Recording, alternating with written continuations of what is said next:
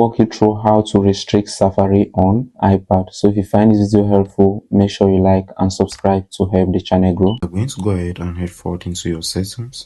So once you're into your settings, you're going to scroll on this left side looking for Safari. So once you see Safari, you're going to go ahead and click on it. Then you make sure you set Safari as your default browser. So once that is done, you're going to go right up here and you click on screen time. So when you click on screen time, you're going to go ahead and click on content and privacy restrictions. Then you're going to go ahead and enable this. Then you click on this third option right here.